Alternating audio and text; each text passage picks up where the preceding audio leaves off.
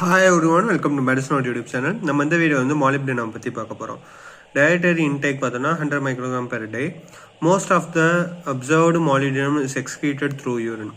என்னென்ன அப்சர்வ் ஆகுதோ அதெல்லாம் மோஸ்ட்டாக வந்து molybdenum வந்து யூரினால எக்ஸ்க்ரீட் ஆயிடுது. Higher protein and cysteine intake will cause higher excretion of molybdenum. ரொம்ப அதிகமாக வந்து சிஸ்டின் இன்டேக் இருந்துச்சுன்னா அங்கே வந்து அதிக எக்ஸ்க்ரீஷன் ஆஃப் molybdenum இருக்கும். ஹை ப்ரோட்டீனோ இல்லை சிஸ்டின் இன்டேக் இருந்துச்சுன்னா அங்கே வந்து ஹையர் எக்ஸ்க்ரீஷன் ஆஃப் molybdenum இருக்கும். It is present in cereals. Liver contains a maximum content of molybdenum in the body. molybdenum எதில் அதிகமாக இருக்குன்னா மோஸ்ட்டாக வந்து லிவரில் தான் அதிகமாக இருக்கும். ஃபங்க்ஷன்ஸ் பார்த்தோன்னா xanthin oxidase and aldehyde oxidase contain molybdenoprotein which is substituted in penetrant ring to which the molybdenum is bound by two sulfur atoms. The MO deficiency causes depression of xanthin oxidase activity and increase the excretion of xanthin. Xanthin and aldehyde oxidase தான் molybdenoprotein இருக்கு. இது வந்து Darren ரிங்ல போய் attach ஆயிருக்கும். அதில் இருக்கிறது வந்து molybdenum வந்து டூ சல்ஃபர் பாண்ட்ஸ் ஆட்டம்ஸ் வந்து பாண்ட் ஆயிருக்கும்.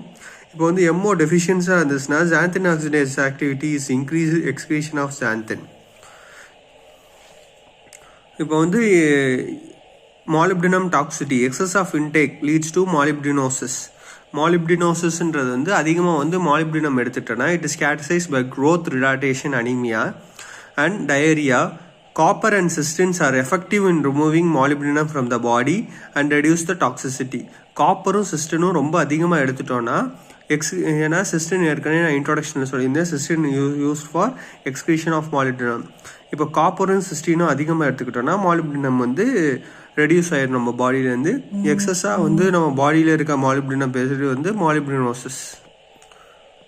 molybdenum டெஃபிஷியன்சி வந்து ஈசோஃபேஜியல் கேன்சரை வந்து லீட் பண்ணும்.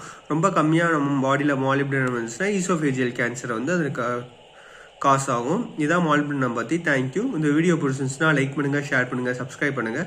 ஏதாவது டவுட் இருந்துச்சுன்னா கமெண்ட் பண்ணுங்கள். உங்களுக்கு வேறு ஏதாவது வீடியோ வேணாலும் சஜஸ்ட் பண்ணுங்கள். தேங்க்யூ.